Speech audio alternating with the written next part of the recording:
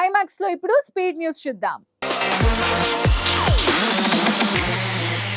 కీర్తి సురేష్ తన కెరియర్ లో మరో కీలక అడుగు వేయడానికి సిద్ధమవుతున్నారు.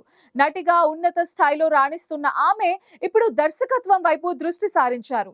తను సొంతంగా ఓ స్క్రిప్ట్ రాస్తున్నట్టు రీసెంట్ గా వెల్లడించి అందరినీ ఆశ్చర్యపరిచారు. ప్రస్తుతం ఆమె నటిస్తున్న రివాల్వర్ రీటా సినిమా ప్రమోషన్స్ లో భాగంగా ఈ ఇంట్రెస్టింగ్ విషయాన్ని బయటపెట్టారు. పెళ్లి తర్వాత హీరోయిన్స్ కెరియర్ నెమ్మదిస్తుందనే అభిప్రాయాన్ని కీర్తి సురేష్ పూర్తిగా మార్చేశారు. వివాహం తర్వాత కూడా వరుస ప్రాజెక్ట్స్ తో బిజీగా ఉన్నారు.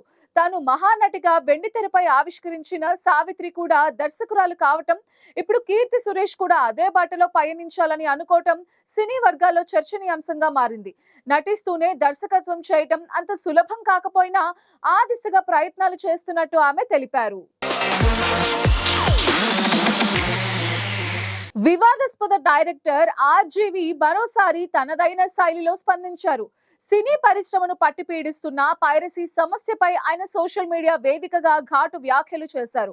పైరసీని అరికట్టాలంటే కేవలం దాన్ని అందించే వారినే కాకుండా చూసే ప్రేక్షకులను కూడా శిక్షించాలని సంచలన వ్యాఖ్యలు చేశారు. పైరసీని ఎప్పటికీ ఆపలేం. టెక్నాలజీ బలంగా ఉండటం వల్లనో, పోలీసింగ్ బలహీనంగా ఉండటం వల్లనో కాదు. పైరసీ సినిమాలు చూసే జనాలు ఉన్నంత కాలం వారికి సేవ చేయడానికి రవి లాంటి వారు పుట్టుకొస్తూనే ఉంటారని పేర్కొన్నారు. పైరసీ చేసే వారిని రాబిన్ హుడ్ తో పోల్చడాన్ని ఆయన తీవ్రంగా తప్పుపట్టారు. సంగీత దర్శకుడు ఇళయరాజాకు మెడ్రాస్ హైకోర్టులో తాత్కాలిక ఊరట లభించింది. ఫేస్బుక్, ఎక్స్, ఇన్స్టాగ్రామ్, యూట్యూబ్ వంటి సోషల్ మీడియా వేదికలపై అనుమతి లేకుండా తన ఫోటోని ఉపయోగించడాన్ని నిషేధిస్తూ న్యాయస్థానం మధ్యంతర ఉత్తర్వులు జారీ చేసింది.